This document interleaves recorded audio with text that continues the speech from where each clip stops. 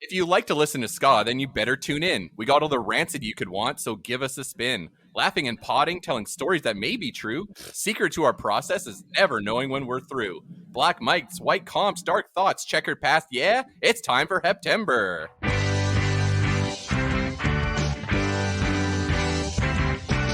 What the fuck you doing with your life these days? Oh, well, yo, what the fuck you doing with yourself? Oh, well, yo, what the fuck you doing with your life these days? Oh, well, yo, what the fuck you doing with yourself?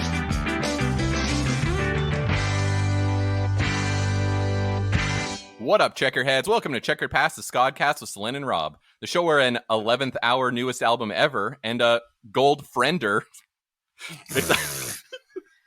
You can't even with that. You can't even. Explore the history and impact of a different band each episode and hope to bring in new fans along the way. I'm Rob, King of Ska, and this is my sister and co-host, Celine Matt. Celine Matt here. Because there was no other option of being a member of Rancid, in my eyes. And here for Heptember is engineer Joey Bastard. Hey, it's me, Joey Bastard. I'm here again. How'd you like Gold Friender? That was You liked it. You obviously liked it a lot. You loved it the most out of anyone who's ever going to hear that. So I actually cried a little bit. It's very stupid. We had our Checkered Past Golden Mile yesterday. Are you doing a Rob in it? Rob in it? Yeah. What is it? Do the Rob Minute. What is it? That's thing you do? not it at all. That's What is it? Crazy. You do that it. It's not that. This is more humiliating in front of Amy Gabba. I feel like we don't. I feel like I respect them. Oh, I'm ruining everything. Also,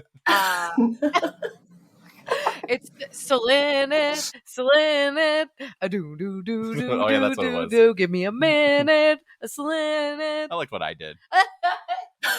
What did we had a golden mile-ish. Yes. I mean, it was 7, or you did 8, but It was probably a mile. Yeah, it was a mile. I guess we walked a mile. We walked the whole time. Yeah.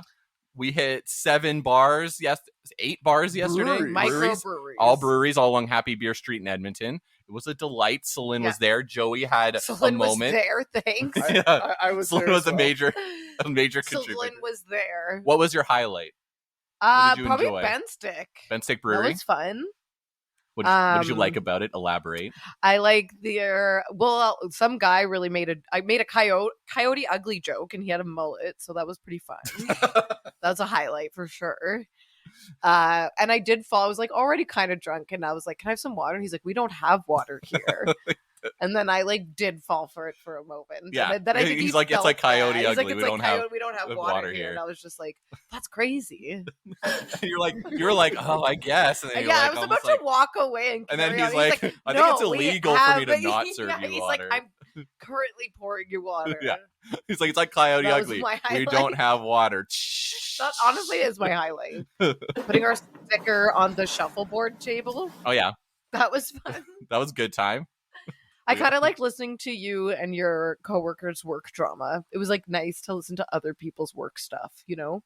Did we have drama? Not drama, but just like, Oh, you yeah. know, tales. Tales. Yeah. Tales of work. Yeah. Our What was matey. your highlight? Tales of work. Yeah, probably that. I don't know. We went to the Ben Stick thing, and they had like all their beers were made in wine barrels, so all Yeah. their beers were whiny.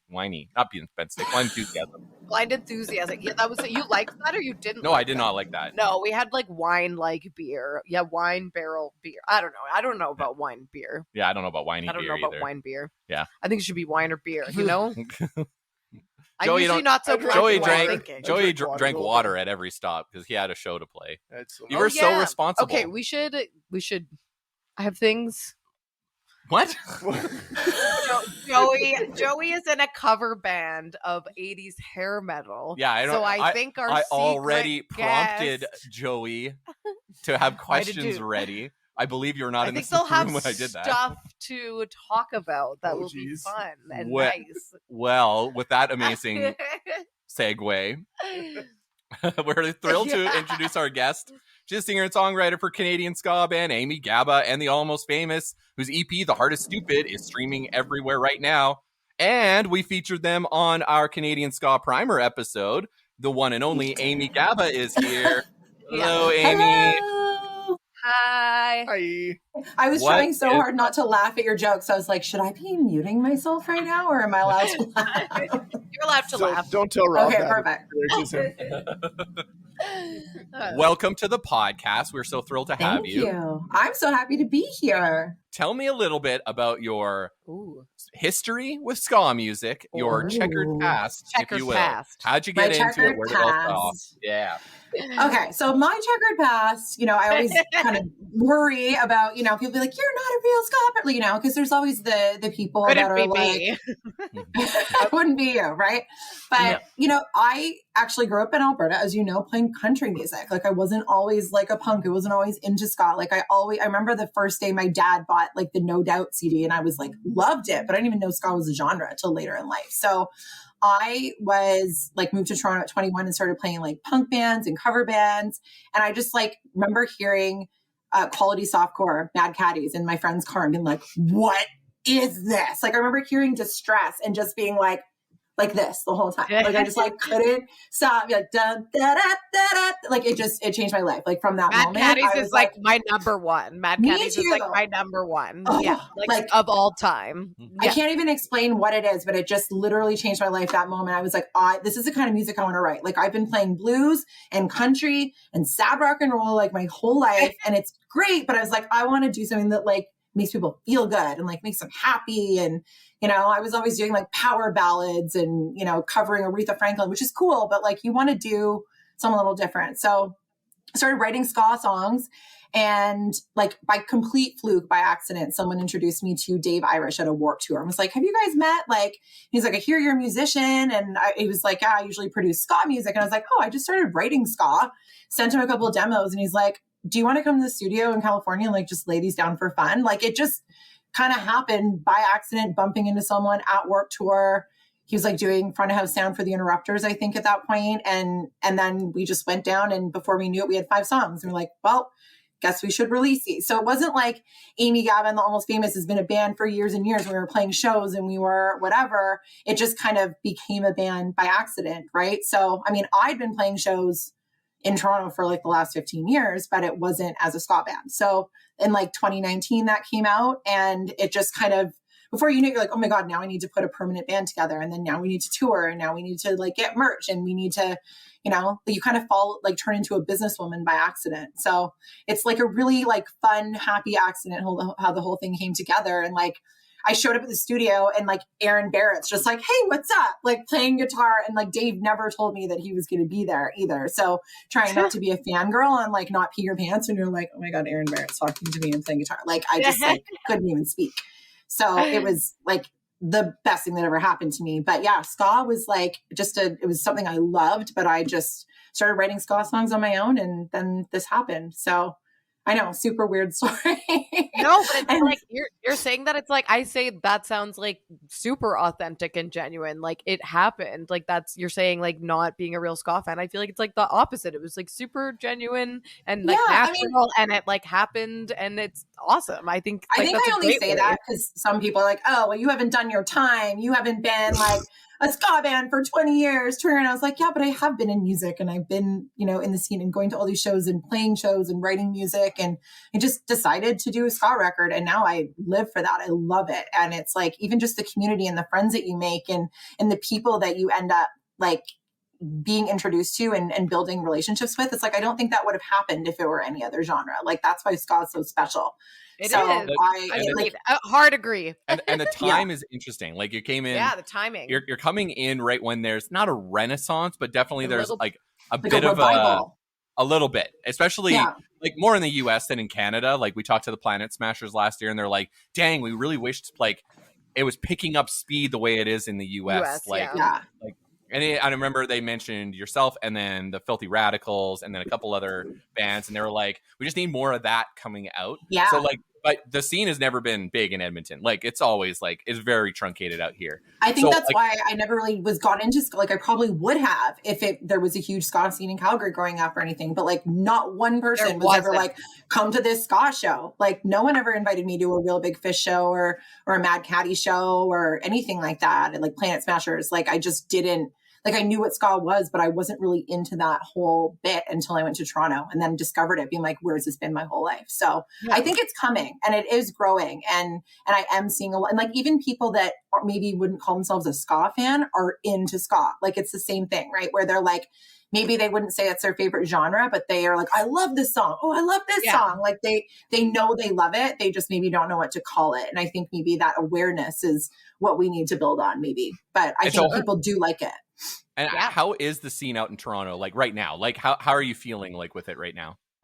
Like it's amazing. Like we were really worried post COVID. We lost so many venues. There's not as many left, but it's been amazing. Like I actually, like I wish I could play more shows. I mean, the knee injuries obviously gotten in the way, but it's like I am like blown away by the amount of shows we're asked to play. And like I can't give anything away yet, and I really, really want to because we're not going to announce it till end of September. But there's a really exciting show with like ska heroes like coming up that I get to play in Canada, and I am like I said, like just sometimes you have to like pinch yourself being like, oh my God, these are the bands that like I've idolized for the last like 10, 15 years and I get to be on a bill with them. So it is happening and we're being asked to play a lot of shows. We're playing Camp Pennsylvania, like in the States, like next weekend, and then like Voodoo Rock Fest in Canada the weekend after that. So there's like festivals, there's shows, there's tours, like there's no shortage of opportunity. And I think I was really worried about that.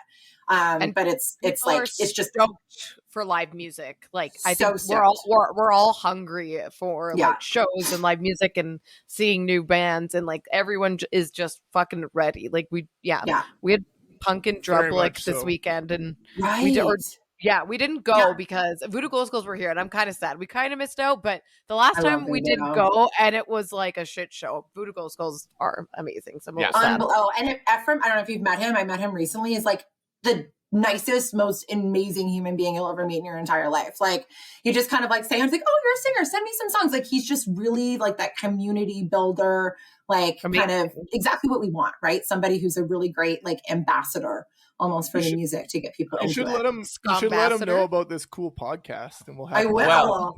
Well, we're talking to Esteban next week. We're talking to Esteban. And him and Voodoo Glow Skulls are tight. Yeah. True.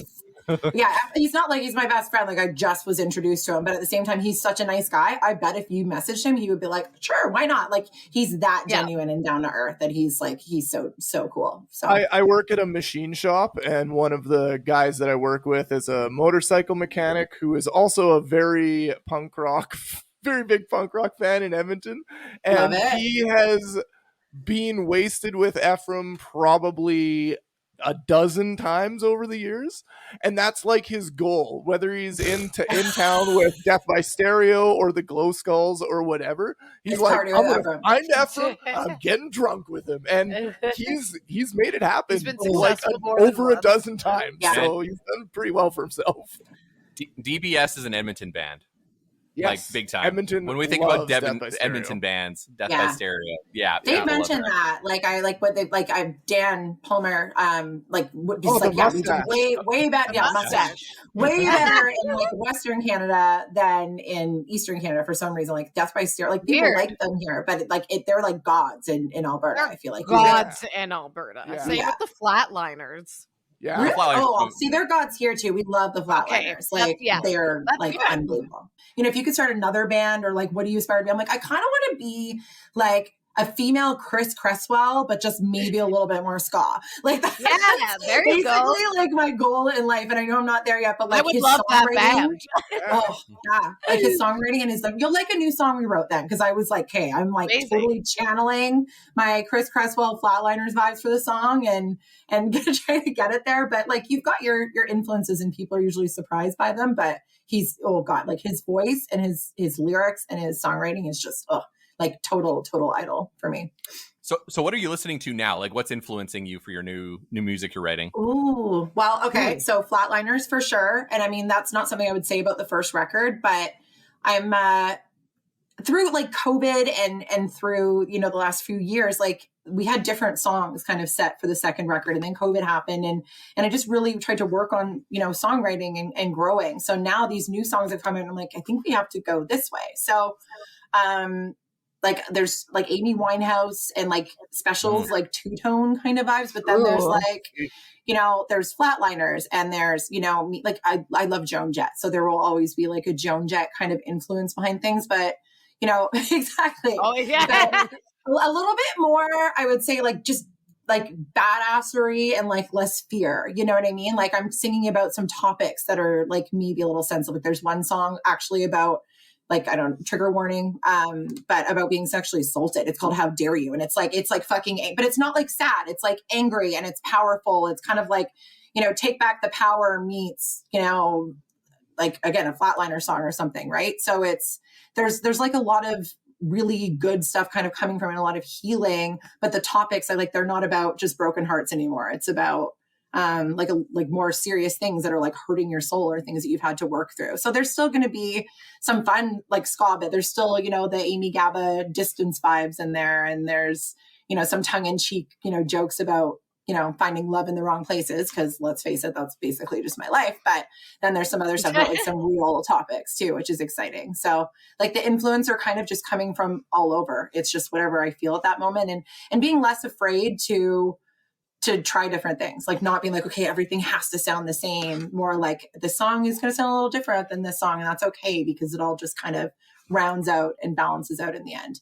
And like, you want to write for people that love your music, but in the end, you have to write for yourself. You have to tell your stories. And the reason you do it is to heal, right? So, you know, Flatliners is a perfect example. I'm like looking on their new record came out in the thread and one guy's like, new record sucks. And it's just like, they respond like, thanks, Joe. I'm like 40 likes. Really funny.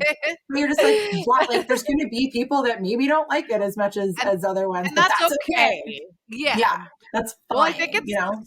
for me, like from going from like liking a song to like really connecting and loving a song, like is the lyrics and message. Like that's, I'm super into like Amyl and the Sniffers.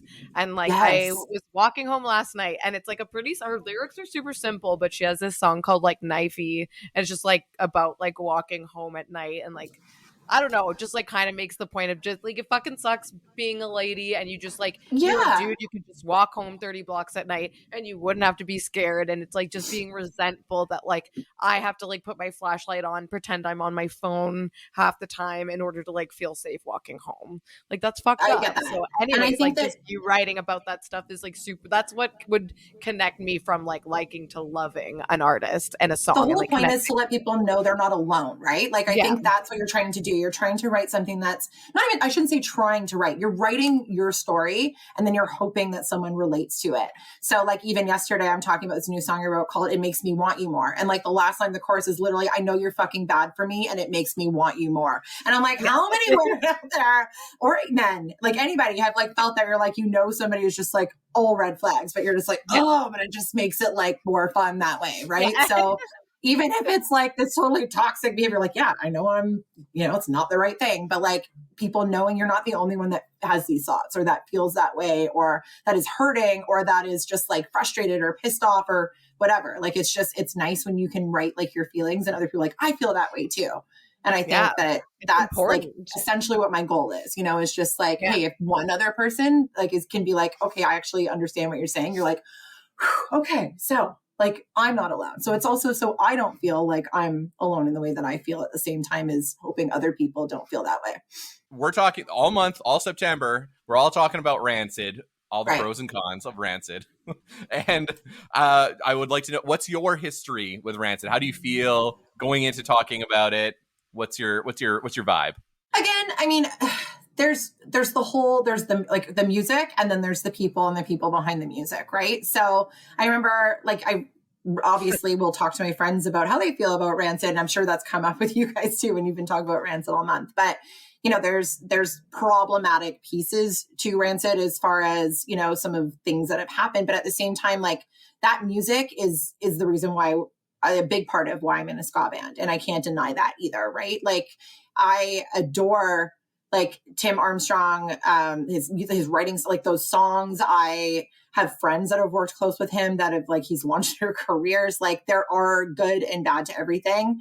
But I remember being like, Ska, what's Ska? And people literally being like, Rancid, you like Rancid, you listen to that Ska. And I was like, oh, sometimes you don't piece that together. My dog is named Ruby Soho, right? So like Rancid is a staple, and a pillar that's like contributed to me as a musician and an artist. Like there are like Let Go and Out Come the Wolves are 2 vinyl records I've completely worn out on my turntable, and I love them. And so like, honestly, like without getting into any political stuff, I don't want to start that conversation, but I do, like, I love their music. I think they're very, very important. And I think, hey, we've all made, mistakes, and there's discussions we can have about probably my past and my history as well. And doesn't make it right. But I think right now we're just talking about the music. So I think Rancid is incredible. And that's just what I'll leave it at. Yeah, we've been trying to keep it a little light on the politics front, because that has we've learned that this is maybe not the place for that, and to just sort of celebrate music instead. But yes, exactly. I'm on the same page. The Brody stuff doesn't sit well, and there's other stuff that doesn't sit well. But Boujou or something someone was telling me about, and I was just like, yeah. And they're like, well, that's why I didn't pick Hooligans, because of this. And I was like, well, I'm not getting into that. I like this song, and that's the one that I'm going to choose. Exactly. So we've been kind of like acknowledging it, because I do think that's important, but also you can't just say we're not going to do it. But but when we're comparing the songs, I guess that's not really coming into play. No. And we're still trying to keep it light and also acknowledge that we like love the music in general. Yeah. So I think you have the right idea. Best memories. It was like 2015 or 2016 New Year's Eve in Los Angeles. Went out to like see friends and went to go see. It was like Interrupters, Boss Tones, Rancid. I'm forgetting somebody. I'm sorry, but like just unbelievable. And like they played Out Come the Wolves front to back on New Year's Eve, like doing that. And like the energy and the feeling, and like one of the best nights of my life. And I'll never forget that. So I think those are the things you have to focus on, is the way the music makes you feel and the memories that you have, and like the great times that they've contributed to. So that's just my closing statement. We saw Rancid play and Out Come the Wolves front to back at Punk Rock Bowling. And then that night, I saw the Boss Tones play Devil's Night Out front to back at Punk Rock Bowling. It was wild. I was at that. I haven't missed a Punk Rock Bowling in the last, other we than were like at that as well. Yeah, last 6 years or something. Last 7 years I've been there. It's my church. Like I will not miss it. Like I every year have to be there. Next time we go, we'll have Next to. time we go, we'll have a beer. 100%. We're going to shoot a music video at the next one. So you guys got to come out for that too. So amazing. Yeah. Anyway, so I'll let you go to your question. Well, I was going to ask if you bowled. I do bowl. I haven't bowled at Punk Rock Bowling, but I bowl like in life, like all the time. And I think I'm just usually too drunk at Punk Rock Bowling having too much fun. But no one wants to bowl with me. No one wants to be on my team. Checkered Past the Ska. we have determined through social media that bowling is the most ska sport. It's the most ska sport. Yes, we did 100%. Oh, yeah.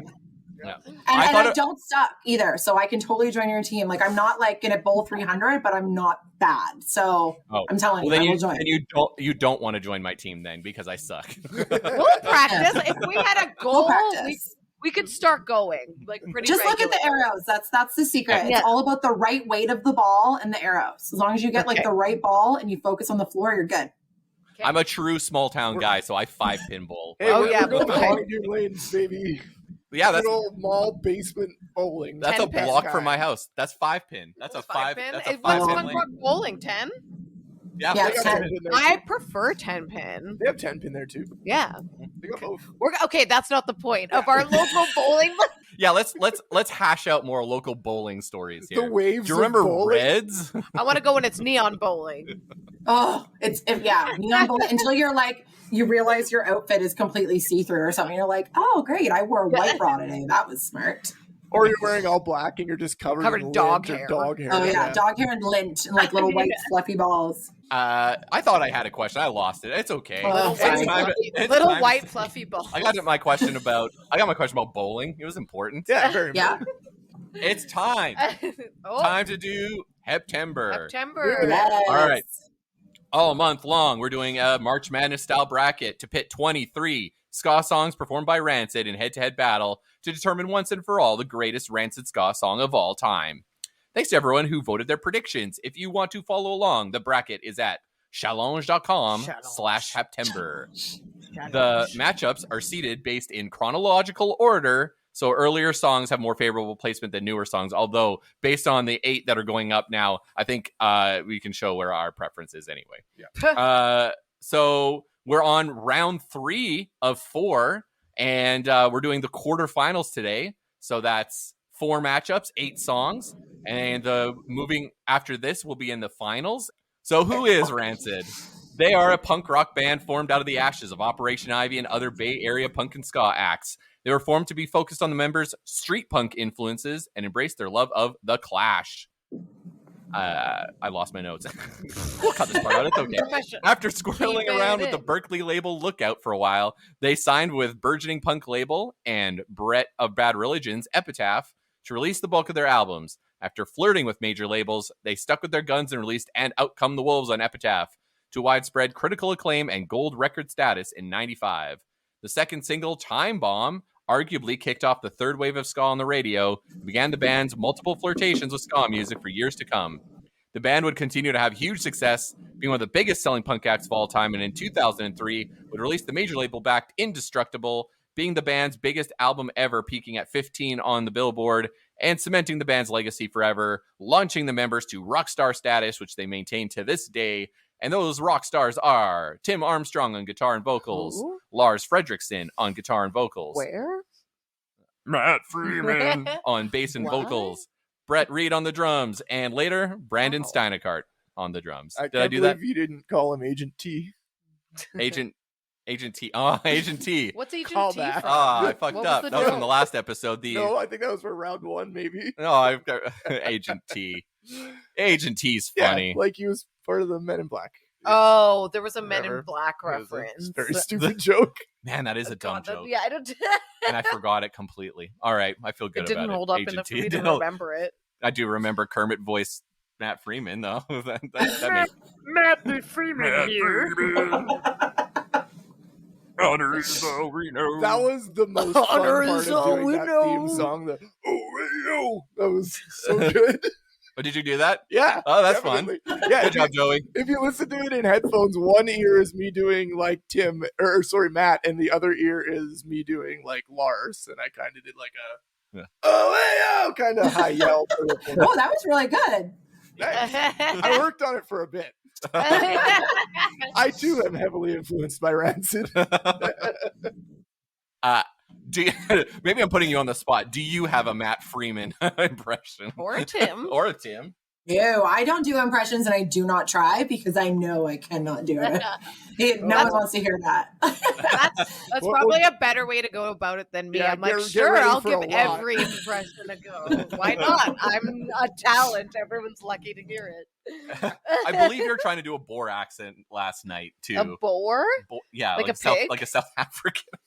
Oh, fuck a pig. Or like a pig. Yeah. You were doing a pig accent. I thought you were gonna like talk about like a Timon and Pumbaa Yeah. thing. I thought I was maybe doing that. Sounded like me. I was like, yeah, I'd probably do a Pumbaa. Yeah, that's a warthog, not a boar, but that's okay. Warthog, right? That's okay. Do you want to do the first matchup? Who's ready? I'm ready. I'm ready. I'm ready. I'm ready. Let's do it. Hakuna Matata. That's right. It's a Hakuna Matata against Time Bomb. Time Bomb is first. Yeah, why not? Why don't we start with the big one? So one of the things we talked about on the this last matchup. episode was, is there a song? I want to beat Time Bomb. So we determined that in the Madness bracket, One Step Beyond was indisputable. Like, it was basically ran away with the whole thing. So yeah, we're did this thinking before with Madness. Yeah, we're thinking like, okay, so Time Bomb has this like upper echelon like, so when we're picking songs, we're like, is this song the one that will dethrone Time Bomb? Yeah, that's Yeah. how I'm trying. It's like metagaming, but like I'm like, is there a Rancid Ska song that can beat Time Bomb? Right. I hate this matchup. Oh, the first matchup, yeah. Is it So- Crane Fist or Crane? Yeah, Yes. it's Crane Fist versus Time Bomb in the Fucking first Crane one. So Fist, this my is goddamn Joey's favorite song. favorite song going up against Time Bomb. So this is gonna be a tough one. And what we're gonna do is any tiebreaker, we're going to the Discord. Who we have several people who are on deck, ready to Ooh. put their vote in. Did for you any. you scheduled? No, I just said at everyone, be ready, and they said sure. So, in other words, several checkerheads are sitting at their computers right now. Yeah. Or have their Good. phones in their hand. Yeah, they're just ready to break ties in case it gets. They're just Okay. ready for that whole phone a friend option. Yes. And so because we were playing the beginnings of all the songs before, now in this round, these are all the middle of the songs. So this is like the middle minute of that's each song. interesting. And I have clips. They're clipped, Joey. This is for your benefit. Excellent. You do kind of have Regis energy. Who wants to be a millionaire? Yeah. I can't do a Regis. Were you going to go Yeah. for Regis? He thought about it. He was like, okay, no. No. It's like in the nose a little. Like I kind of, So Time Bomb, let's talk about it. Track 4 from Rancid's 95 album, And Out Come the Wolves, a tale of a well-dressed rude boy that attempts to escape his rough life of crime, meeting an unexpected end. It hit number 8 on the modern rock tracks, launching Rancid into the mainstream and effectively making them the first true radio ska hit, and sold so many Cadillacs. It borrows lyrics from Rancid's previous song. No. Oh. It sold a lot of black suits. Out there. Sold baby more buying white shoes. more bombs sold. More what? Bombs. People were just like, hey, Rancid's making me do this. And they're in their bathroom, just like, they got the anarchist cookbook in one arm and just like, yeah. And just like alarm clocks with And the old school alarm bells on them. Big red plungers with TNT written on it. Okay. Yeah. We're not Wiley Coyote over Came from the To be Acme fair, store. that also is not a time bomb, what I just described. That is a plunger bomb. That's why I said the clock thing. The clock is actually a time bomb. Anyway, Anyway. all that preamble for the song Time Bomb. Let's listen to it. Now he's gone, now he got a free, he got a cook, got a car. He's only 1 year old, he's running numbers from the bar. He's paid his people, he's getting Full Timon. Oh, he's timming like crazy, yeah.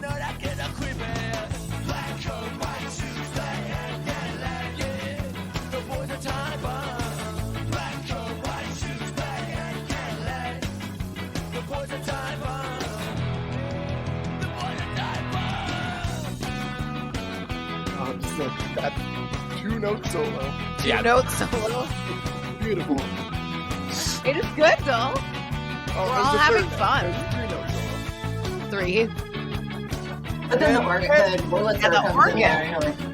God, that organ's so good. That's one thing that I don't feel like I appreciated on Rancid Ska songs up until like maybe the last time I went through my Life Won't Wait Rancid 2000 cycle. I was like, holy shit, like every one of these songs has killer organ work on it. It is, and I couldn't remember the guy's name. Paul Jackson of the Uptones is the organ player on Okay. the Wolves. That's some sick 'Cause- organ. Yeah, he did a Because really Vic- good job. Vic plays the organs. Vic from the Slackers plays the organs in Life Won't Wait. Yes. That's where they get hooked up with him. But up until that point, they were using the Uptones, which is. Oh, and then later on, who did I say? Booker T played he organ played on the one beat on song. Really? Yeah. Didn't know that. I've seen Kevin Bavona, like before the Interrupters, like took off, like used to play live with them all the time. Like they'd come on tour and he'd be on organ for Rancid when they tour through if the Interrupters weren't on the road. I always thought that was super fun. He started. I think he learned to engineer on a Transplants record. I think that's what I learned, like back in the day. That was his like big start. So yeah, he knows those guys. Well, I mean that's obvious. They're on Hellcat, they hang out all the time. Yeah, yeah. Time Bomb. I mean, what's there to say? We love it. How do you feel about Time Bomb, Amy? I don't know if you're gonna beat it. It's the song. I'm sorry. Like I know you want to find something to beat it, but it's just like, but what? Like it's a perfect song, and I love it. Celine's sitting over here. So Celine famously in the last episode, famously, it hasn't even come out the episode yet. hasn't even released. But I found it absurd. Literally decided that all of the And Out Come the Wolves ska songs were her least favorite ones. That's because I worked at a rockabilly store that played it over and over and over and over. Yeah, they just played it to death and ruined it for you. So I am speaking to my own experience, and I respect everybody's opinion. No, I know. I just saw this bus coming, and I thought it'd be good if I just tossed one.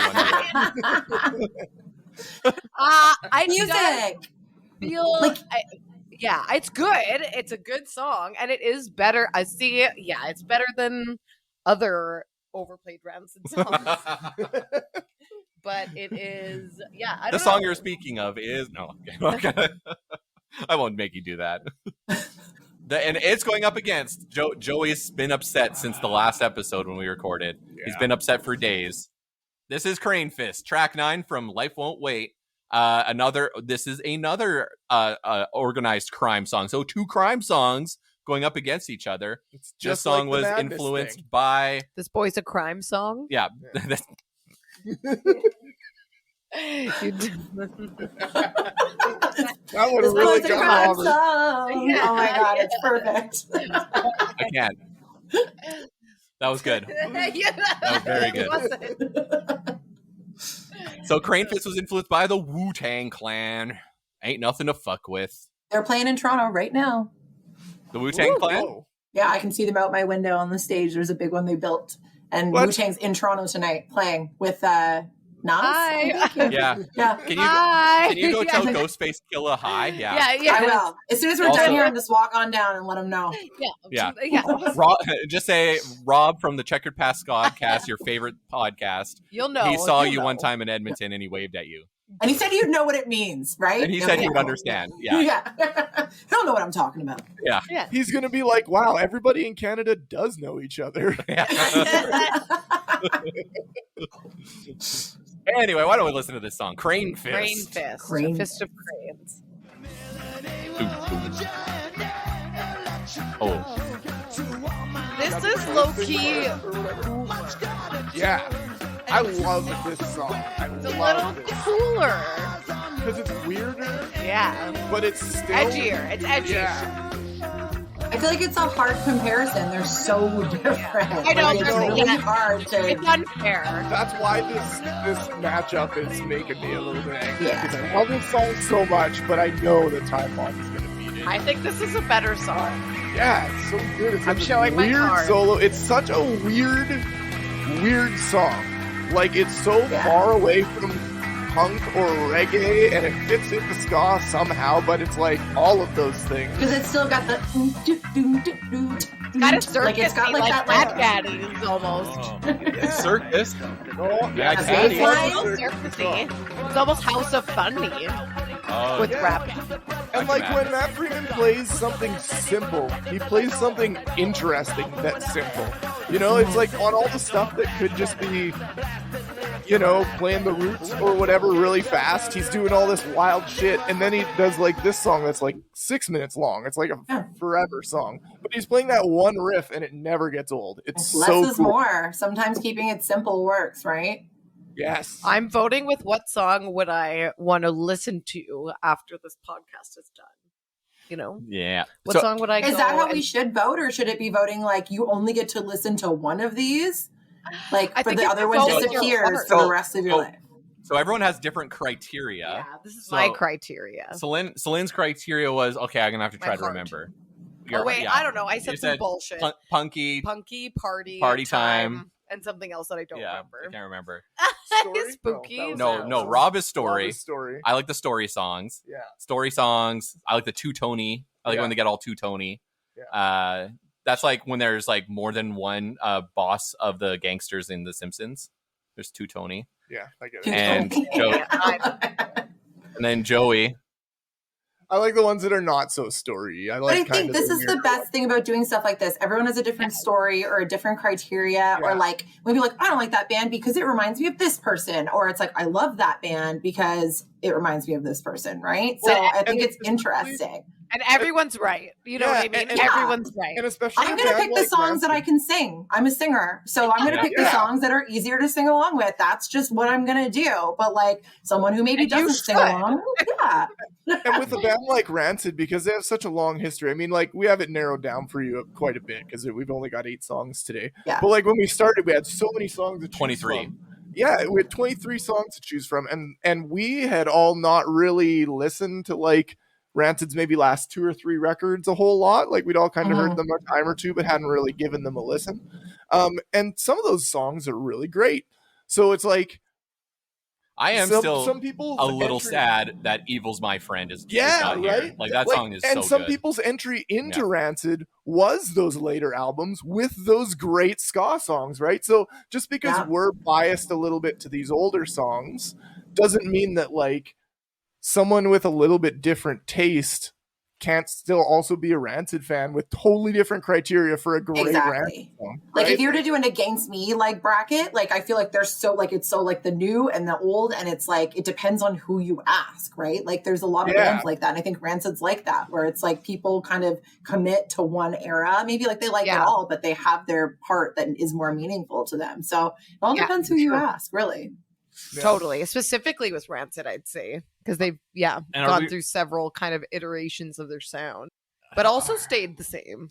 Anyways, are we ready? I was thinking about. I don't even know what I'm. I know what I'm going to vote with. I got to go with my heart, like you say. Yeah, I go with going with your heart. Okay. Yeah. Okay. Follow your heart. Follow your heart. I follow my heart. Okay. 3, 2, 1. Oh, sorry. This is how we do it. No, why would you do that? What is wrong with you? Wow. I can't handle this kind of adrenaline. That was How do you hear what everyone else says when you all talk at the same time? You just we go 3, 2, 1, and then we all say it the same. It's doable. it's doable. We've done it like 100 times and gotten it right every time. So like, it's all right. There's very few. Oh my god. Overlaps. Yeah. Do another countdown, please. Jeez. 3, 2, 1. Time bomb. I don't think we could hear. I think I heard even Amy Joey say took time bomb, and I think I heard Joey Joey say needs to explain himself. Okay, I know. Like I said, Crane Fist is my favorite Rancid song. It was my favorite song in these brackets. But I had to put the songs, like, taking out all the parts where Crane Fist is my favorite, where but Time Bomb is like a taking out where your heart, cutting out your heart. Okay. If I take that much out of it, I have to look at the two songs and look at which one has just sort of more mass appeal and pop sensibility, and that's obviously Time Bomb. The reason I was shocked to hear you say Time Bomb, not gonna lie. Like I thought I was gonna be the only one. I love Crane Fist, but I like it because it's a difficult song. It's challenging to get into unless you're already kind of a Rancid fan, because it is a weird song with guys I'm not rapping. a huge Rancid. That sells me on Rancid more. That makes me more of a Rancid. Yeah, but you're also like a little bit anachronistic and like weird music on purpose sometimes. Anachronistic, I like that. I am the girl anachronism. Yeah. Because I also think you listened mean to the Dresden Dolls, iconoclastic. which were also very anachronistic. Yeah. Sorry? You mean iconoclastic. And anachronistic means she operates in a different time. Oh, yeah. That's the one. Yeah, the future. The other one. Big words. You're anachronistic. Right. You keep talking about, like, King Edward and, like, you keep wanting to bring Gallows back. You're so anachronistic. And watch Bobs. I mean, bring it back Gallows, though. It does sound fun. I wish there was more of a class divide. You keep telling me about all the honestly. extra tomatoes you have. I do have a lot of extra tomatoes. And so Gallows will solve that problem. I do have a lot of extra tomatoes right now. It's quite the summer for tomatoes. My gardening folks. Guys. Time Bomb. I'm throwing metaphorical tomatoes at all of you. All right, we got another. Let's do one more matchup before our break. So, okay, this one is Life Won't Wait against I Want to Ride. This is the second one we've done. Yeah, we only got 4 though, so it's all good. There's not that many. We can stretch these ones out. This is not rapid fire like that first one where we were just like. Or the pre-show that was 22 songs. The pre-show was 22 songs. I was going to say that would have been a really long episode to go through all of those. I feel like. Did you play all of them? Yeah, but it was like about 30 seconds to a minute of each song, and we were like literally like there's maybe 30 seconds to a minute of talk. Yeah. The next song. Like, yeah, it was more of a playlist than it was an actual podcast. Yeah, makes sense. So, Life Won't Wait is track 5 from Rancid's 98. Life Won't. Well, how did I fuck that up so easily? Life Won't Wait is track 5 from Rancid's 98 album, Life Won't Wait, a unity track and battle cry for harmony. It was co-written by Vic Ruggiero and features toasts by controversial Hellcat mainstay Buju Banton. And I believe that's the part I have is actually from his toast. Yeah, because it's hard as fuck. But Life Won't Wait. We're separating the art from the artist. So this is in the middle. Let's do it. We talked about it on previous episode. We don't have to rehash it. Yeah. God damn it, this is a good song. This is a great song. Yeah. Actually, this matchup might be a harder matchup for me. Yeah. I Want to Ride. It's one of your tops. One of your tops for sure.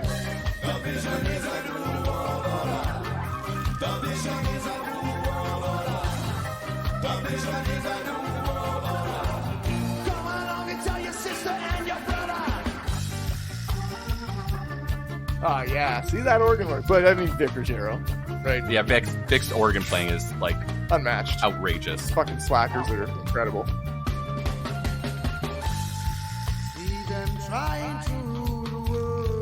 It's that like reggae breakdown vibe for me. It's like Yeah, but it's so it like just makes me want to get so high. Like, I'm just like, Slynn's vaping as Reddit went to Right Rob's in my face. face. and it's I just feel about smoke in my face.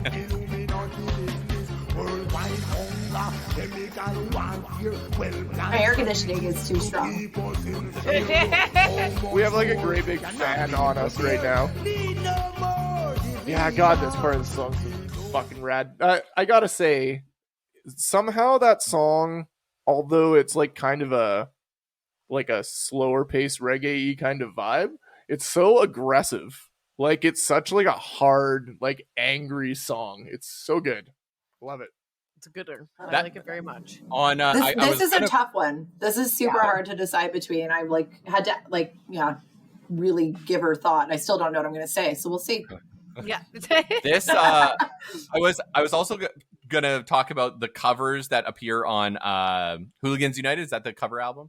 Yes. This one had a very bizarre cover by the Phenomenauts that are like a sort of like a synth pop band. Oh, really? With Vic playing the keyboards with them.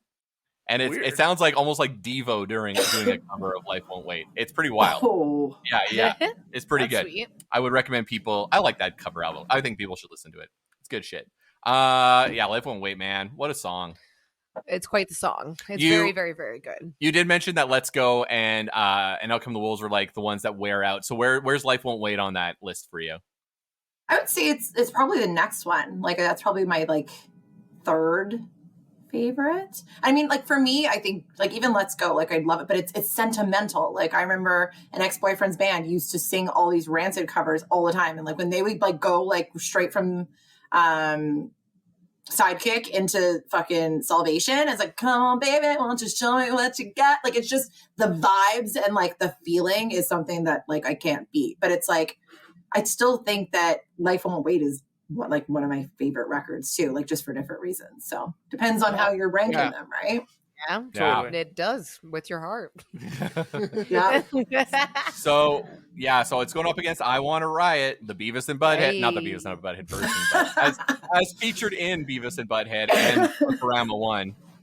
What else was on Punkorama 1? There was like Bad Religion, No Effects. Bad Religion, No Effects. There was Zeke. There was Zeke. I love Kramer, Zeke. I like Zeke what's his name? Kramer. Something Kramer. From the Seinfeld. He shows up. Kramer versus Kramer. but He was just says the before he N-word was over and a over terrible again. racist. It's very weird. Yeah, I don't know. There was the actor you're something. commenting on? I don't know. There's a lot of songs on there, Robert. You can pull out the vinyl. I have the. I don't feel like doing that. I do love that you just brought up Racist Kramer. Like there's a band that I'm playing with. Their band is literally called Racist Kramer. Kramer. And people and it's a joke about like, yeah, if you're a Seinfeld, it's like supposed to be funny. And so you're like, why do you have racism? And you're like, oh my God, like, have you seen this happen? But they're playing Camp Pennsylvania too. So I love that you brought that up. I had to give them a little plug. I recently, I wish I could Kramer. remember. I wish I could remember the name of the comedian. I'm sure if you Google it, you can find it. I saw it on Twitter. There's a guy who did like a 2-minute set as 90s Jerry Seinfeld doing jokes about his then high school girlfriend, and it was fucking hilarious. I hate Seinfeld. I hate that guy so much. But this guy's his whole bit was like just destroying Jerry Seinfeld. It was incredible. You know what Michael Richards' best role was though? It was UHF. Well, yeah, that's obvious. The B UHF fucking is B possibly movie the best rules movie of all too. time. That's Seinfeld. The B movie. We were just like going back and forth between Seinfeld and Michael Richards. This is very confusing for everybody. Yeah. All right. So, Celine, I know where you're going to stand on this. Celine has expressed her dislike for skinhead type music. So, anyway, let's play it. I Want to Riot. Here we go.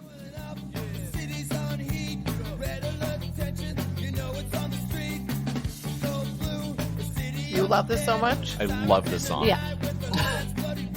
Love It's this not song. bad. It's good. No, it's great. It's great. It's not, of course, it's not bad because it's great.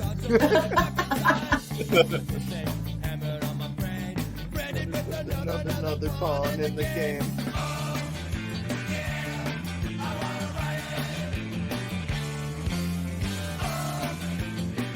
Yeah, this was like the chillest song on Punkorama 1, and that's fucking awesome. Especially for a song called I Want to Riot. Yeah. It's like- Yeah. I want to riot. yeah, maybe later, maybe tomorrow. I want to riot. Let me just get real stoned first. I'll think about it. I'd could like one riot. riot, please. I want to riot. Yeah. Oh, can you guys grab want me one too while you're up? Yeah. Yeah. Actually, give me 2. All right. I like it. But what's the name of the first one? Life won't wait. But what's the name? Name of The the second What's name. the name of it? It's Life Won't Wait and I Want to Riot. Also, my Okay. computer's right here. Everyone. I can't. You can't read I it. like it. Do Word documents trigger you as much as A Excel spread- documents? No, they don't. I think Excel spreadsheets are horrific, and there should be a better way. And technology should have surpassed Excel spreadsheets. Technology has not progressed in a way where Excel has become obsolete enough for you. At least. Unfortunately. I have to agree with that. unfortunately. Equal Yeah. sum open bracket. I Anyway. can't. I need you to stop. I already. Yeah. I just my heart rate raised. She's got anxiety right now. She's like, please Yeah. don't, please don't. Yeah, no. I hear a grinding noise and it might be your teeth. Yeah, I'm it not is. 100%. It's absolutely my teeth. Yeah, this is a good matchup, man. Okay, Oh. This is a so good okay, matchup, but shall it's we- easy for me. Come on. Okay. Oh, this one's hard for me. Heart. Okay, heart. Okay. We're gonna do 3, 2, 1, and we're just gonna go with our heart. And Okay. I'm gonna feel terrible about my choice. Okay. 3, 2, 1. I wanna Won't ride. Wait. Wait. Whoa. That was a wild one. 3v1. Sorry, this Yeah. is Checkered Past the Ska'd crew. Oh, did you Life all won't- three say life won't wait? Yeah. Yeah. Damn. That's You know wild. what? I changed it, but I think I Want to Riot just makes me feel good, and that's just like I just went with the heart, right? And that's It's how more you should dancey. vote. And I It's it's more same. dancey for sure. I also have said on previous episodes. This is what our 3rd or 4th one. I lost count. Who's And who can count? I've said I Want to Riot might be my favorite, one of my top 3 favorite songs. That's I still crazy. think Life Won't Wait might be a better song. Wild. Yeah, It might just be a better slightly. song. Yeah. But it comes back to the whole what's your parameters? How are you choosing? Yeah. You might pick Yeah. different tomorrow. I know decided what? what I was going to say yesterday. I'm a different person today. I feel different. You know? You know what? That's what makes Yeah. this whole thing fun for the people playing along on Challenge, Challenge. because they Yeah. not only are picking their own favorite songs, but they have to kind of play Play the go game. with the host. You got to play Yeah, the you host. have to You know really got to us. play the host. Yeah. And also, we don't tell people who the guests are that early, Yeah. No. so they don't really know who the guests are, how they're going They'll to vote vote. either. I bet So, no one has any idea how I would feel. I don't even know how I feel. So Yeah. right? It's wild being on the spot. Moment that's to for sure. moment. Yep. Well, I think it's time to take a break before we do the last 2 matchups. And when we get back, we got more Amy Gabba, more Rancid.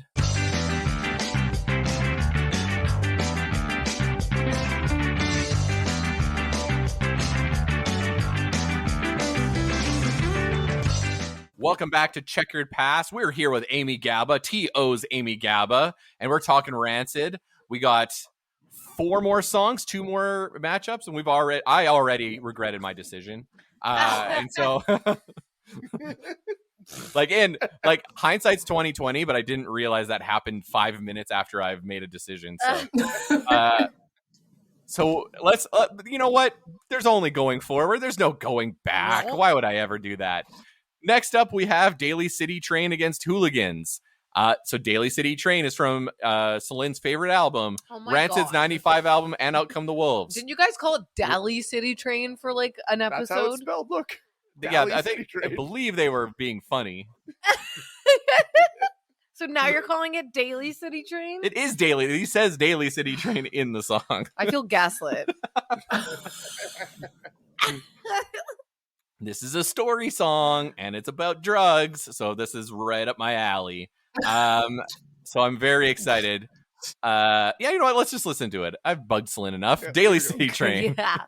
Some go up and some go on.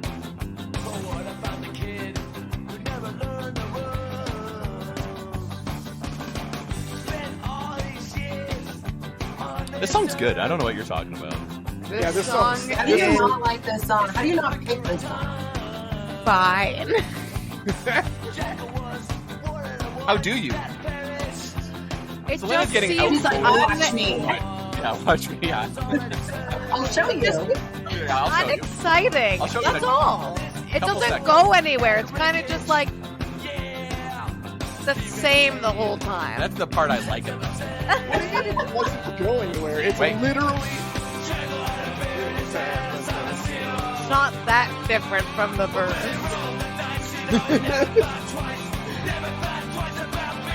It's about the sing-along bit, like where everyone is like singing those lyrics right there. They're like waiting for their moment to do it. So It's good. that unity feeling. That's what this whole record is. It's singing along with all your best friends, you know? I do like rancid I like that. anthemic songs. I And do like that. you know It's what? just specific. Specifically, That Daly song- City Train. That song is so Daly. dang good. Andy Daly City Andy Train. Daly City Train. That song is so dang good that when I was like 14 and listening to punk rock and didn't even know anyone who smoked weed except for maybe my mom, and I didn't know it. I thought I knew a junkie guy. I thought I knew a junkie guy. Yeah. You know what I mean? Just from this song, I was like, I understand what knowing a junkie is like. Yeah. Because Daly City Train taught me. Oh my And- gosh. Amy, your thoughts? Daly City Train. How you feel about it? It's on your- Ooh, it's like what I said before. It just makes you feel good. There's nothing to like hate about that song. And like I do get what you're saying about it. Like maybe it's a little bit more like kind of it just maintains, but that's okay. Right. You Yeah. know? Like that's the For some- vibe I feel for like I'm some. going for when I listen to that tune. I'm like just like, yeah, like I don't care. I just never wanted to end. I wanted to keep playing for like 25 minutes. That sounds like you. That She sounds just fair. She described the thing that you like about ska Yeah, songs. but she But I said don't vibe, and some people like different vibes. I don't than like other that people. vibe. To me, I like have a hard time, and this is just my interpretation. That like it just that song feels a little dudely, and I don't love when it's like that whole Do you album. say Doothly? Doodly. Like, D-U-D-E-L-Y. yeah, she made up a word. Dude, like it's like a bro song? Like just a little. Well, Yeah. that's my experience of the people that I grew up with that these like mediocre dudes would just like listen to, and I'm Whoa. like, that's fine. Shots fired at two dudes sitting next to you. And you know what? Fair. I had it coming. I don't know. I'm just speaking I from was- my personal That's experience. the point of this. Find a tad boring. That Hey, song. I will say I am That's all. shocked that this is one of the finals. I am. Like I don't think like I need to now know what it was up against to get here because I am a little Yeah. surprised I do for it not- to be a finalist. I know. think I think mean- that Some this is a unfair perfect matchups. song, There were some personally. bizarre There were some matchups, crazy yeah. matchups that Yeah. were Yeah. like knocked out good songs really fast. Yeah, of the To 23 be songs, fair. there were many we learned that we liked, but there were definitely a handful that I didn't God. agree with out in the pretty quick. handful. Yeah. Oh, it went up against Liberty and Freedom, which is like a newer song. Right. Yeah, Yeah. and And that song was Eh. because Liberty and Freedom went up against Memphis. So those two songs are not the Kind best. of May. And then it went up. And so basically Daly City Train just had a runaway. It Yeah. really had an easy. I think you guys were just yeah. having fun doing a bit on the name. Yeah, it was fun. And so it's going up against Whoa. Hooligans. This is gonna be track 8 from a Rancid. wipeout. This is from Life Won't Wait. It's another Skinhead song, co-written by Vic, and features 3 members of the Specials: Roddy Radiation, Linville Golding, and Neville Staple. So I mean that gives it a little bit of a Rancid? Rancid? He asked that That's question several times. Let's see if he Yeah. asks it here. The question rancid. Yeah. Rancid.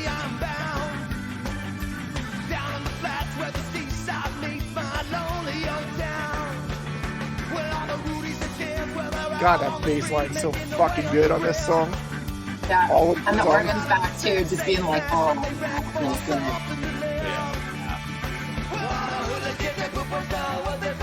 And the harmony. That harmony is cool. I love it. They don't harmonize a lot. But it's nice when they do it. They don't harmonize where Lars is the lead very often. Yeah. Yeah. That's true. God damn it, this is a good song. I love this song. Yeah, this is a good song. feel like I know exactly what I'm thinking.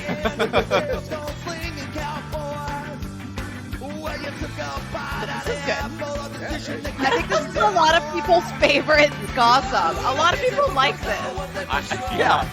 Me. I must have been drunk yesterday because I had a completely different choice. Today I feel totally different. I'm like, But it's funny how that different when happens. it's different when you're listening to it and talking to people about it too. Yeah. Right? Yeah. When you're just like listening to it alone, it's a different experience. Totally Music different. is crazy. I know how I'm voting. Yeah. I do too. Is everyone okay? I feel like we're pretty confident. I In feel like this is a big one for people. For as far as like when I reposted that we were doing like the best Rancid Ska song, This I had is a gonna bunch of make people people just mad. DM me hooligans. They just Yeah. Really? And I want to riot. Yeah, I want to Yeah. riots. It was like Should've- the two should've that been my people vote. were. Whatever. All right, here we go. 3, 2, 1. Hooligans. Where'd you go? Oh my god, Amy!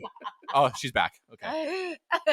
I thought you fell out your window for a second. No, I was so excited. I threw my hands up in the air like I felt the last time. A relatable queen. A relatable queen. Oh my God. I have often knocked things over in hands up excitement. Oh God. Okay, Yeah. good. At least I'm She- not the only one. She flipped. Did you see that? She flipped. She flipped the bitch. No. I just flipped the whole table. You missed it. I just went, This matchup. Okay. Now this is insane. Again, I know Yeah. exactly what I'm picking, but it's just the way the brackets roll. Sometimes shit just ends up in the quarterfinals. Yeah. But anyway, let's start with our friend Kenny Malloy's favorite Rancid song. Yeah. Track 13 from "And Out Come the Wolves." Yeah, let's listen to it. This is the midpoint. Oh, Old boy. friend. It's got the K-Moy stamp of approval. Yeah.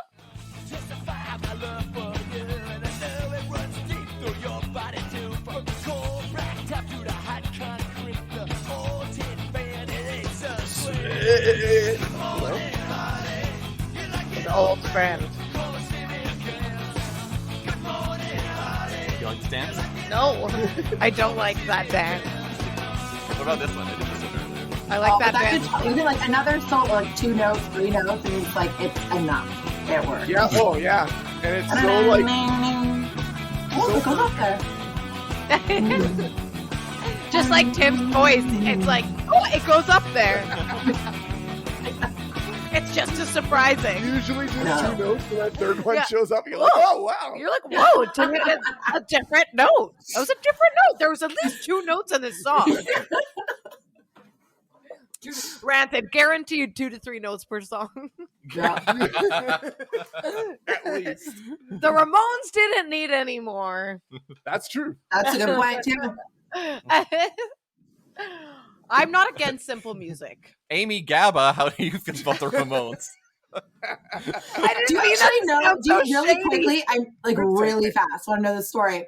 Like we were talking about cover bands, and I played in a Ramones Joan Jett cover band for like Right. 10, Sweet. almost 10 years, and we were called the Gabba Haze. And so I That's don't rad. remember when it happened. Somebody one time put the Gabba Haze and Amy Gabba on a poster or something, and I was like, super weird, but okay. And then it just. I don't know, just happened. And then it was like, oh, that's my name now. Like it's funny how it happens and you don't actively participate in it. So it's not like I named myself that, but like it kind of That's happens and amazing. you're like, And then That's- some jerk had the audacity to ask me to name 3 songs when I wore a Ramon shirt. And that was amazing. I was like, go fuck yourself. But actually, when you know all of the songs, you're like, okay. So I love telling that story. That's amazing. Somebody put something in my drink. I want to be your boyfriend. Like just all the like weird songs that nobody cares. The ones you know they wouldn't know. Yeah. Yeah. Like pick like the most obscure ones. You know what? I actually thought Marky Ramone's solo stuff was better. Oh, shut up. No, I'm just saying that's the thing you can do to be a troll. like whenever I'm like, you know what? I think the Mescaleros were better. Right. Yeah. I don't know if I actually believe that, but it's just fun to say. Or Amy Gabba does roll off the tongue. Yeah, it's a good stage name. it's a good stage name. It's a good stage name. Yeah, it does work. Well, my real last name is Zucchetto, and no one can say Nice. it properly. And I've been called so many different things. You're like, you know what? Let's keep it simple with these like 5 letters. It's super great. Plus, and I get I get to feel like Superman sometimes. Like I have like a secret identity, or like That's you fun. know, you have like a different name you can go by and like decide which version somebody gets. But yeah, it's kind of like living that double secret life, which is fun too. My cover band also uses secret code names because too many weirdos talk to them, and if you give them your real name, Oh it's God. weird. Joey Bastard. No, I stole like Nikki Six, so I'm just like Joey Wicks. Okay, that's amazing. But No, but it works. Like Yeah. if you have a job, you have like a day job, and then these people try to find you on social media, like, no, I don't exist there. So there's like that line that you can like have to keep certain things at a distance. Where And our singer is like a good-looking lady, so she gets a bunch of weirdos that always like Betty actually, Van Whalen. Betty Van Whalen. Betty Van Whalen. Yeah, that's amazing. I love that. Yeah. and our one of our guitarists is CC Martini. It's very good. Oh my God. Okay, Well, so that's a now I feel like season Amy reference. Gabba is Yeah. not as cool, but it's No, fun. it's cool. It's cool. Okay. Old Friend's going up against the bonus track from Honor Is All We Know, because that's what happened. Breakdown. Let's hear it. Okay. I think it's a good song. This is good. Very fun song. Yeah. It's very like almost like 50s like vibes to me. It's like vintage feeling. Yeah. Retro. I think this is a better song. I'm sorry. This is a more fun song to dance. I mean, I'm glad you apologized, but I don't forgive you. Speaking to my rockabilly heart. Yes, with the little. That's some Gretsch guitar. My rockabilly rose. Yeah.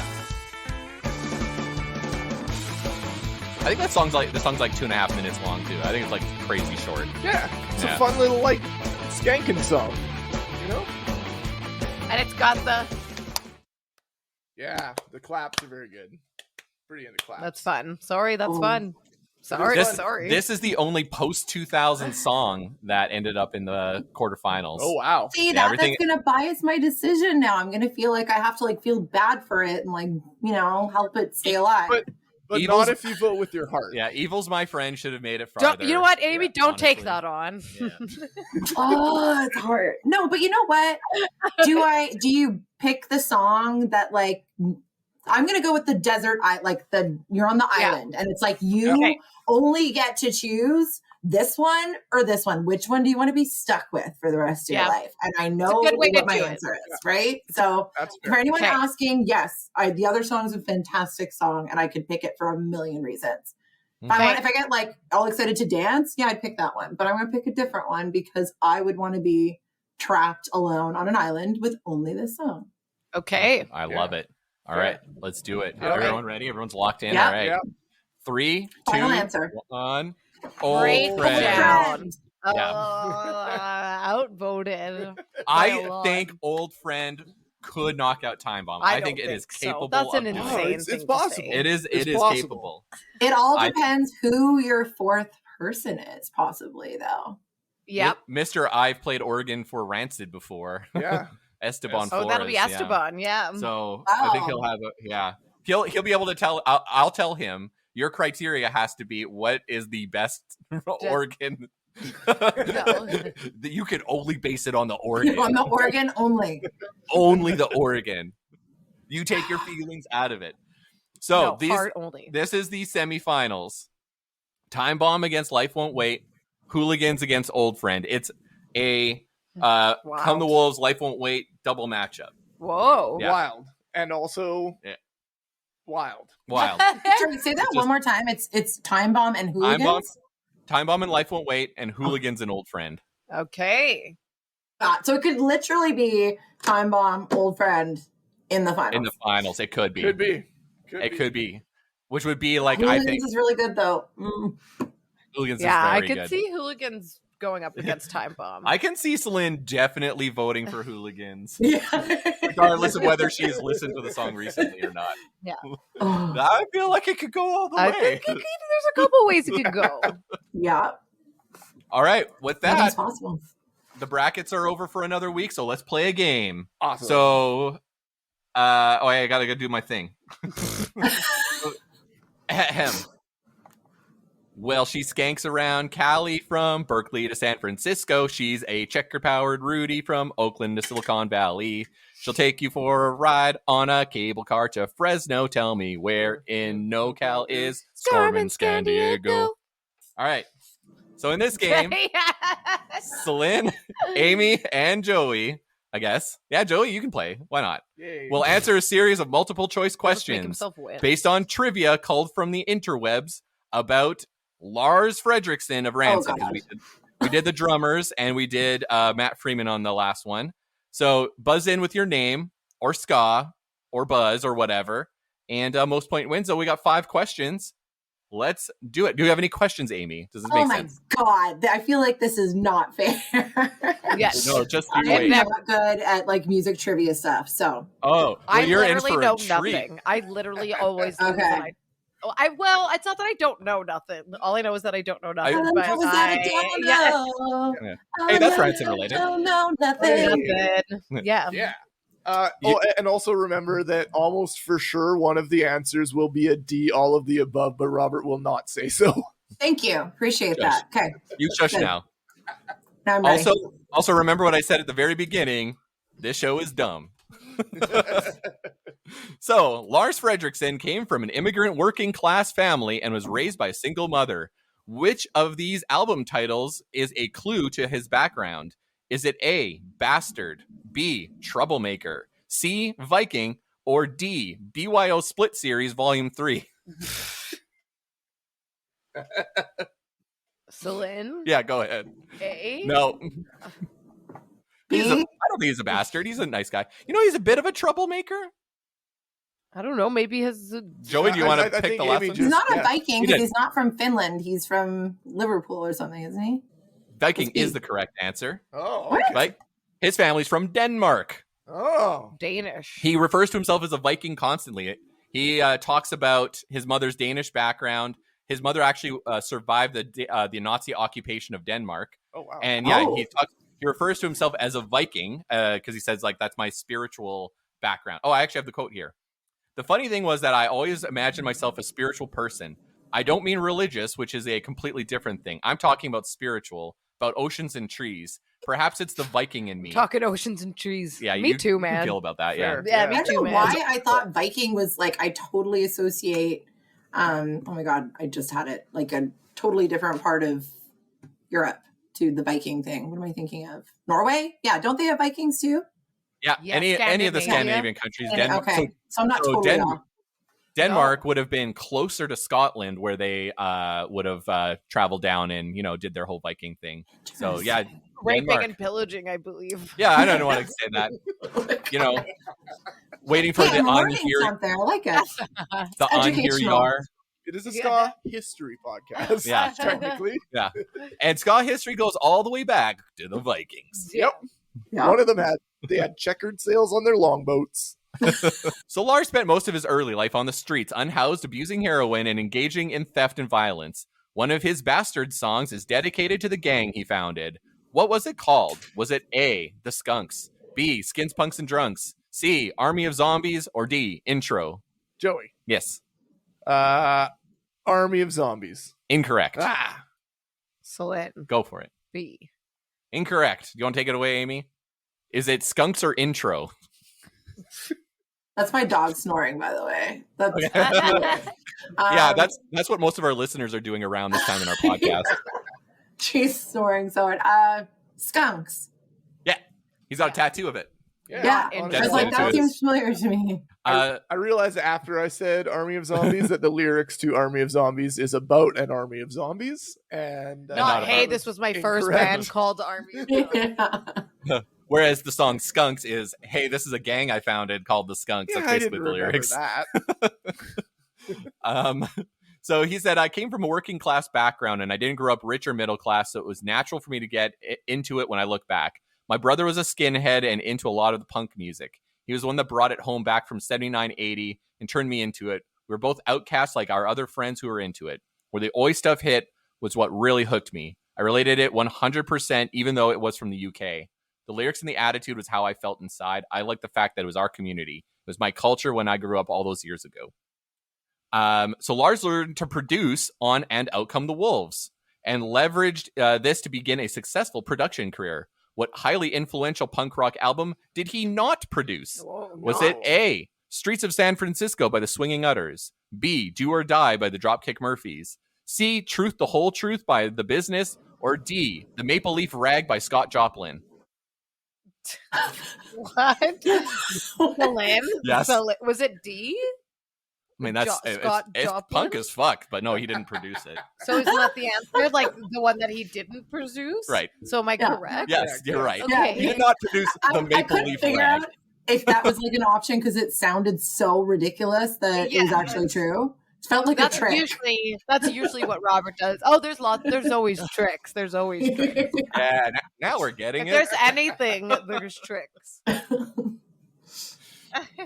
Lars this is Rob's fun little game. He's the jigsaw, the jig ska. The Jigsaw. Jigsaw. He says he really said, do you want to play a game? He rode on his fucking little tricycle. What? Little tricycle. What is he riding? What is he riding? What is the jigsaw ride? He was in a video. The puppet. He was riding something. He was riding a tricycle. He does the creepy little thing in the trailer for it, I think, or something. Yeah. I just remember the first. Are creepy as it is. That's tricycles are creepy. Y'all remember that episode of Kenny versus Spenny where they go into the ghost house and they use the tricycle? Yeah, CanCon. No. That's why I brought it up. No, it's very stupid. Is that like an Alberta thing? This Kenny Spenny thing? No, it was shot in Toronto. It might be. It was a Canadian prank show. Yeah, it was like two guys that basically like challenged each other. They like were friends that lived together. I don't think they're friends anymore. Basically, it was like daring. They would do dares. Who can do blank it was for however long? Fun. Well, it sounds like my nightmare. It's the worst. It was not. For me, it was not. The one who later in the series, they did one that was who can smoke more weed, and that one was very funny actually because at the end they both just lost their bag of weed and were unable to weigh it and find out who won. Oh my god, sounds about right. Yeah. So Lars began tooling around with Oi more and more in the 2000s and began getting involved with skinhead crews.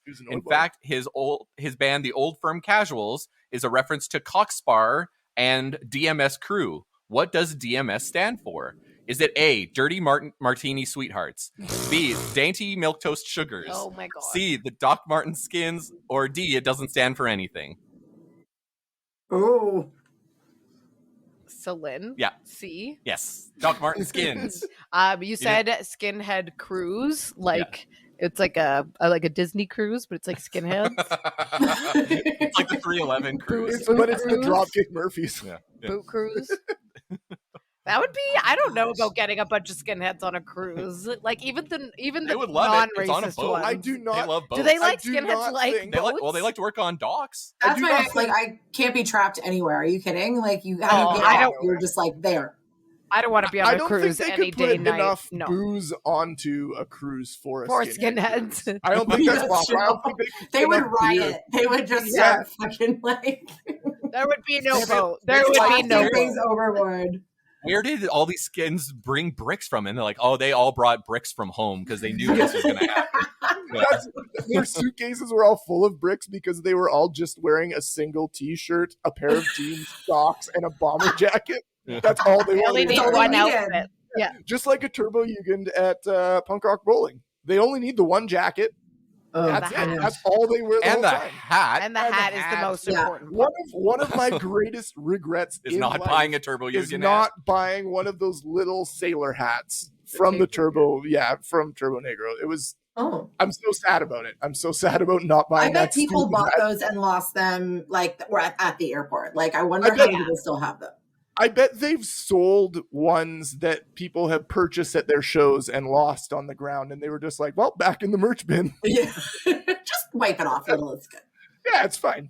All right, here's the last question. Unlike his bandmates, Lars is not shy about his politics and has expressed on multiple occasions what his political beliefs are.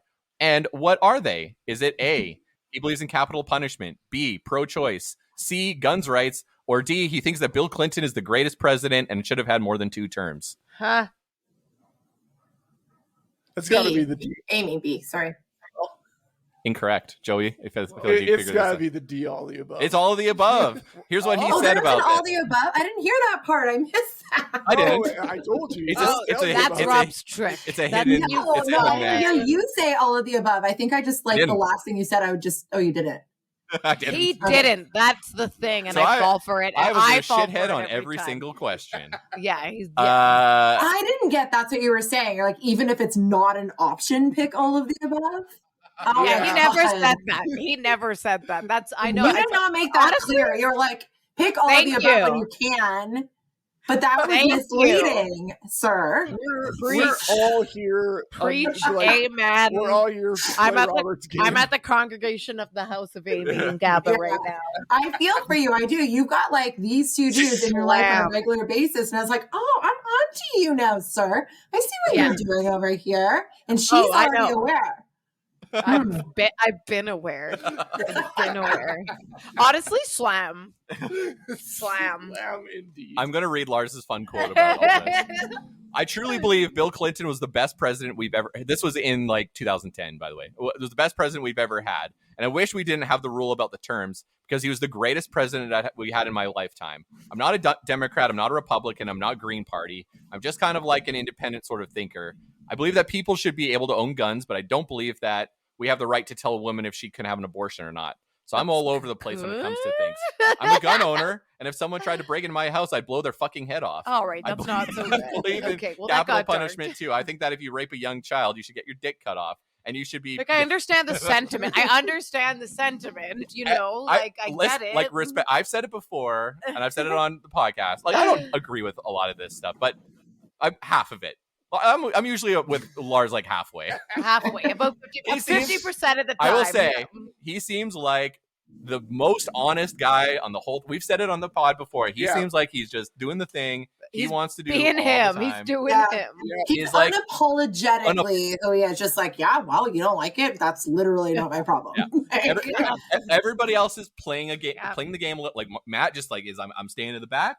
Don't worry about me. Tim's like, I got my career. I got to produce Pink albums and stuff. So I know where my bread's buttered. But Lars like, well, I'm doing whatever the fuck I want. I'm gonna go play with this German band for like a year, and it's like, all right, Lars, you go for it. Go You for play it. with it.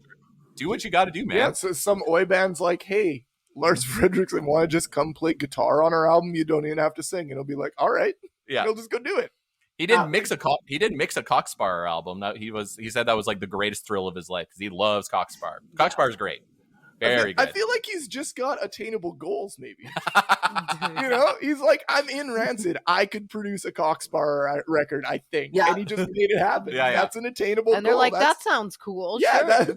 it's not like I mean, I feel like he has like a good quality of life. Like I feel like he has like good like happiness in his work, you know? good Yeah. work. Because I also balance. feel like he's no bullshit though. Like they'd be like, Yeah. why aren't you doing this thing? And he's like, cause I don't feel like it. It doesn't Yeah. make me happy. So I'm not fucking with that right now. Like, and you'd be like, okay then.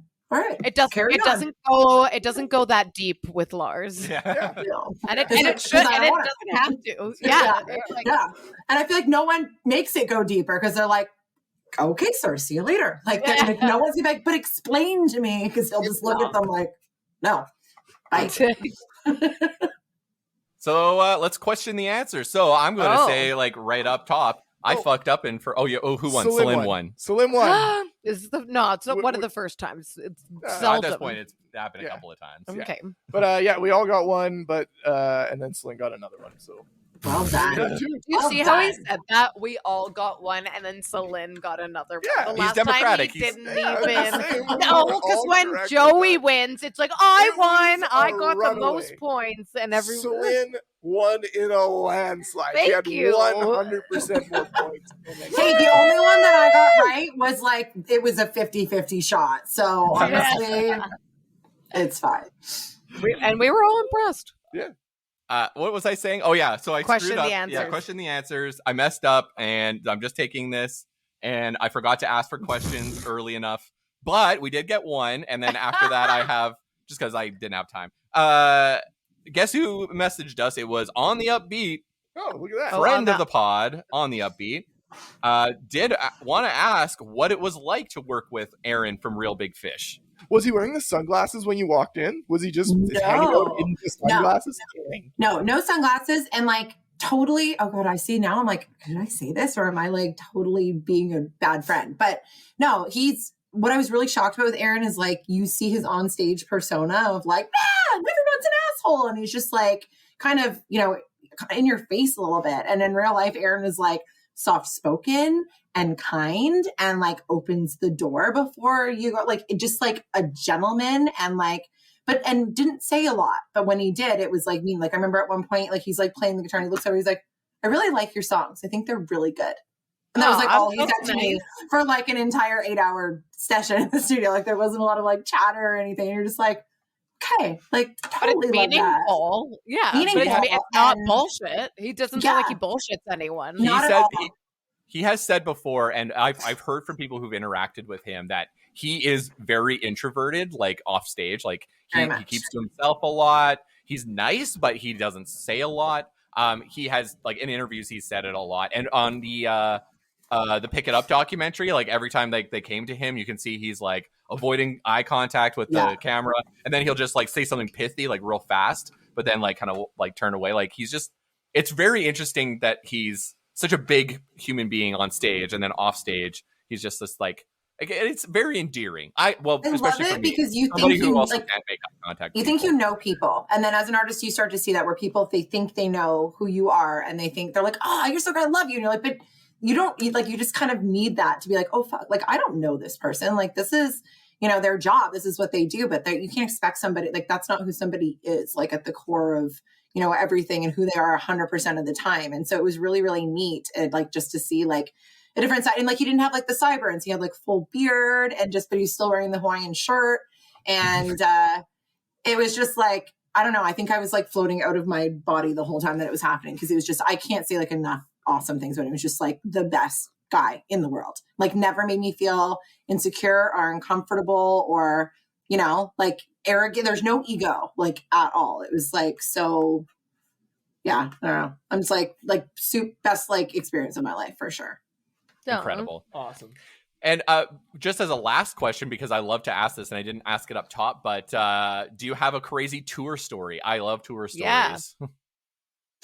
Well, because this band's fairly new, right? Like we put this record out like 2019, like halfway through the year. And then COVID was like 2 years of that for us for Canada, because shows just came back. So I don't really have a crazy tour story of my own. But hey, like if we were doing this like interview in a couple of weeks, ask me after next weekend, because I'm like going down to Pennsylvania on tour, crossing borders like for the first time. Super exciting. Oh my God, so I'm sure it'll be something happening there. I mean, I could tell you like crazy tour stories of like other tours or other people's shows where like Real Big Fish, my friend Riley, I got so wasted doing shots of Jameson with Rylan because I forget I'm drinking booze with Americans that don't actually measure 1 ounce. And don't ask me. And he like literally went to and like locked him out of his hotel room because I was just so drunk. I like shut the thing and he couldn't get back in.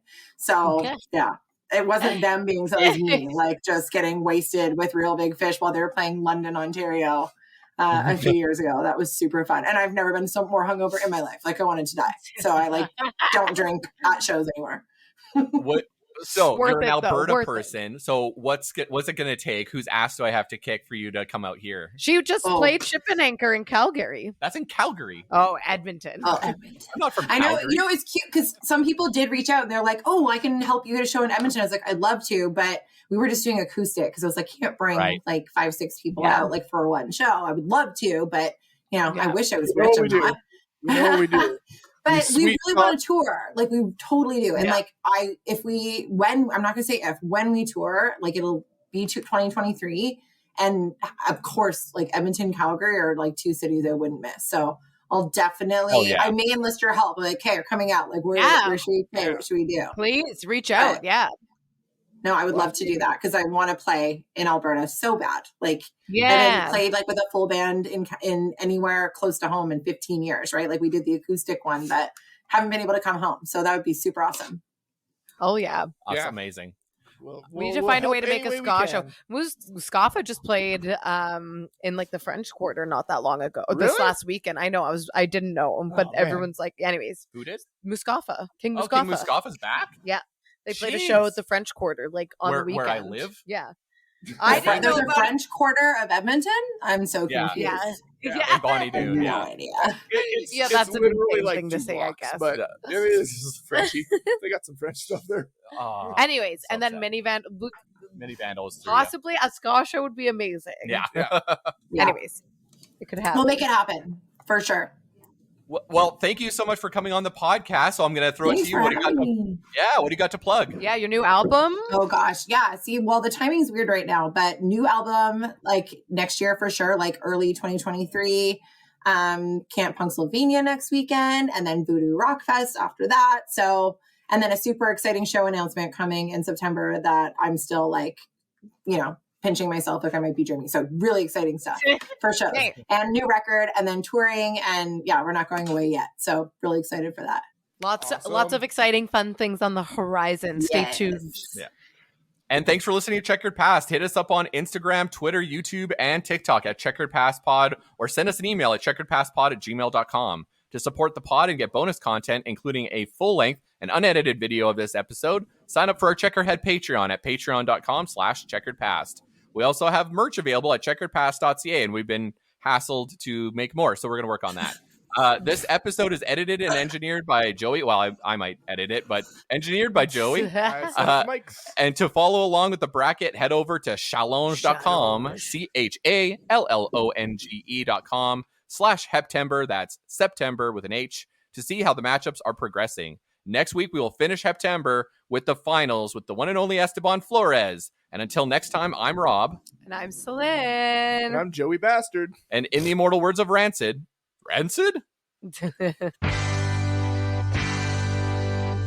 Yeah. We did it. Yay. Great.